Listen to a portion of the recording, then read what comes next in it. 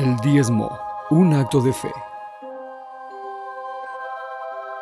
El diezmo es un acto de fe desde su mismo comienzo con Abraham y Jacob. Génesis 14, 18 al 20. Y le dio a Abraham los diezmos de todo. Génesis 28, 20 al 22. Y de todo lo que me dieres, el diezmo apartaré para ti. El diezmo es la separación de la 10ª parte de las bendiciones recibidas de Dios que se ofrecen para Dios y su obra como expresión de gratitud y obediencia a Dios. El diezmo es un acto de fe voluntario, no obligatorio. El diezmo, según lo establecido en las Escrituras y lo dicho por el Señor Jesucristo, jamás fue abolido. Jesús lo ratificó. Lucas 11:42. Mas ay de vosotros, fariseos, que diezmáis la menta y la ruda y toda hortaliza, y pasáis por alto la justicia y el amor de Dios. Esto os era necesario hacer sin dejar de hacer aquello. La frase "era necesario sin dejar de hacer aquello" ha sido mal interpretada por muchos que están en contra de la doctrina del diezmo. La frase "era necesario hacer sin dejar de hacer aquello" no está en un tiempo pasado. Las palabras "era" y "dejar" están en presente continuo, lo que significa que Jesús mismo nunca abolió el diezmo. El diezmo, aunque no es obligatorio, es un mandamiento dado por Dios para el sostenimiento de su obra y de sus obreros.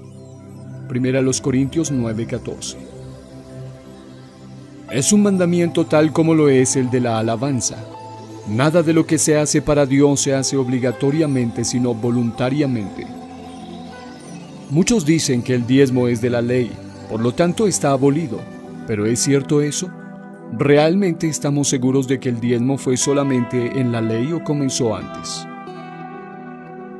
Nos remitiremos a la epístola a los Hebreos en el Nuevo Testamento, la cual, según la mayoría de eruditos en las Escrituras, fue escrita por el apóstol de la gracia llamado Pablo, en Roma aproximadamente en el año 60 a 67 después de Cristo. Se nos describe en este libro escrito a los judíos que eran parte de la iglesia del tiempo de la gracia, no pertenecientes al judaísmo, lo referente al diezmo desde su origen hasta su destino. El diezmo en el tiempo de la promesa. Hebreos 7, 1 al 4. Porque este Melquisedec, rey de Salem, sacerdote del Dios Altísimo, que salió a recibir a Abraham que volvía de la derrota de los reyes, y le bendijo, a quien asimismo dio a Abraham los diezmos de todo, a quien aún Abraham el patriarca dio diezmos del botín. El diezmo, según estos pasajes bíblicos, comenzó en la dispensación de la promesa como un acto de fe con Abraham, lo cual anula la falsa concepción de que el diezmo es de la ley, y que por lo tanto no está vigente en este tiempo. Debemos recordar que la única forma de ley que fue cumplida en su totalidad por el poderoso y perfecto sacrificio de Cristo es la ley ceremonial y ritual, relacionada con los sacrificios por el pecado. Pero leyes morales y aún la misma ley del sostenimiento jamás fueron abrogadas. Jesús no vino para invalidar o abolir la ley. El diezmo en el tiempo de la ley. Hebreos 7, 5 al 7. Ciertamente los que de entre los hijos de Leví reciben el sacerdocio tienen mandamiento de tomar del pueblo los diezmos según la ley, es decir, de sus hermanos, aunque estos también hayan salido de los lomos de Abraham.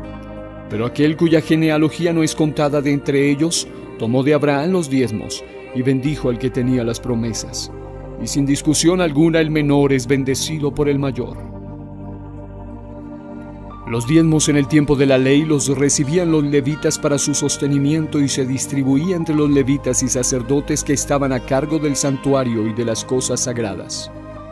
Este diezmo se dio antes de la cautividad, como después de la cautividad. El diezmo en el tiempo de la gracia. Hebreos 7, 8 al 9. Y aquí ciertamente reciben los diezmos hombres mortales, pero allí uno de quien se da testimonio de que vive. El autor de Hebreos, inspirado por el Espíritu Santo, hace énfasis en la expresión "y aquí ciertamente reciben los diezmos hombres mortales", destacando a la vez dos aspectos importantes. Primero, en este tiempo de gracia aún se reciben los diezmos. Casi en el año 70 después de Cristo se menciona el diezmo como algo vigente y en tiempo presente, no para judíos solamente, sino para la iglesia del Señor.